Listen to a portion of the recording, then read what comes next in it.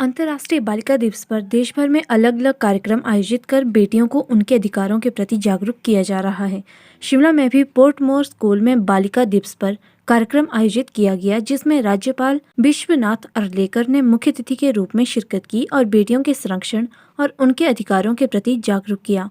वहीं इस मौके पर राज्यपाल विश्वनाथ अर्लेकर ने भारत में हमेशा ही बेटियों को सबसे ऊपर का दर्जा दिया गया है, लेकिन कुछ लोगों ने जो चाहते थे कि देश हमेशा गुलाम रहे, उन्होंने भारतीय संस्कृति को नष्ट कर लोगों को यह बताने की कोशिश की है कि महिला को हमारे समाज में दूसरे स्थान में रखा गया है, जबकि ऐसा नहीं है। भारतीय संस्कृति में महिला को मां का दर्जा दिया गया है। बेटियों के बिना समाज की कल्पना नहीं की जा सकती। एक सामाजिक संस्था है युग सत्ता, 550वीं जयंती वर्ष चला हुआ है गुरु नानक देव जी का। उनके जन्मोत्सव पे इन्होंने तय किया कि आज अंतर्राष्ट्रीय बालिका दिवस है और बालिकाओं के जो अधिकार हैं उनकी जागृति के लिए इन लोगों ने ये एक अभियान लिया है और ये बहुत अच्छा है। बहुत सारे ऐसे कानून बच्चियों के हित में बने हैं, उनका ठीक सा क्रियान्वयन हो, समाज उनके लिए जगे, इस नाते एक बहुत खूबसूरत पहल इन्होंने की है और ये एक अच्छा संदेश समाज के लिए दे रहे हैं। जैसे आप भी अभी सुन पा रहे थे, इन्होंने कानून बताया कि लिंग की जांच जो है वो अवैध है।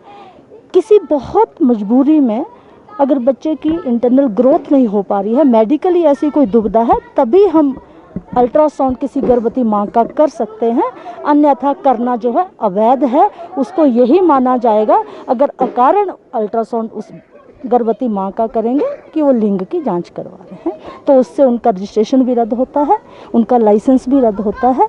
इसलिए इस कानून की जागृति समाज में होना अत्यावश्यक है।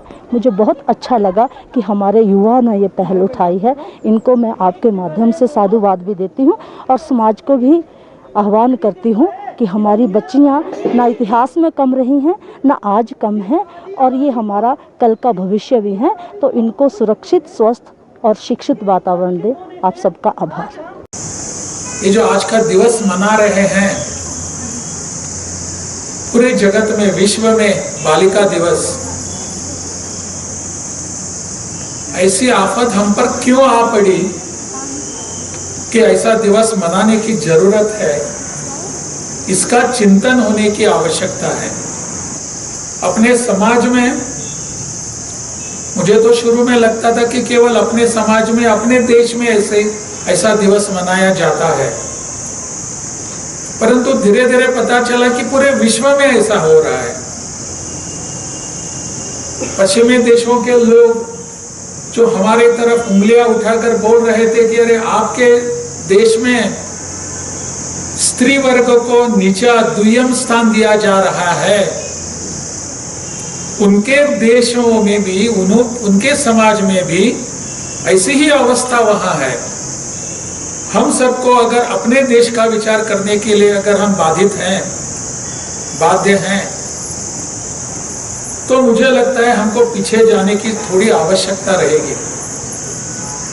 जैसे कि मेरे पूर्व वक्ताओं ने अपने पूरी संस्कृति में अपने स्त्री वर्ग को कैसे ऊंचा स्थान मिला है, इसका उल्लेख किया है। मैकॉले जैसे लोग यहां आ गए जो चाहते थे कि अपना देश हमेशा के लिए गुलाम रहे। उन्होंने सोचा, उन्होंने देखा कि यहाँ की संस्कृति विशेष जो शिक्षा के बारे में सोचती है, उसको नष्ट करने की आवश्यकता है और उनके अनुरूप, उनके विषय के अनुरूप, उनके विचार के अनुरूप उन्होंने कुछ पुस्तकें लिखी, कुछ यहाँ प्रावधान किए और हमको बताया गया कि आपकी संस्कृति में, आपकी विचारधारा में यहाँ स्त्रियों को द्वितीय स्थान दिया गया है और उसको हम मानने लगे। मुझे लगता है इस सोच को हमको बदलने की आवश्यकता है। हमारी संस्कृति, हमारी विचारधारा, परंपरा, इतिहास, अगर इसमें हम जाएंगे तो पता चलता है कि स्त्री वर्ग को हमने कितना ऊंचा स्थान दिया है। उनको अनेक प्रकार के नाम से हमने पुकारा है, उनका भजन किया है। आज के ही इन दिनों को, नवरात्रि के दिनों को अगर हम याद करेंगे, स्मरण करेंगे, तो पता चलेगा कि हमारी संस्कृति में पूजा व्यवस्था में भी माँ दुर्गा का स्थान अत्यंत उच्च है।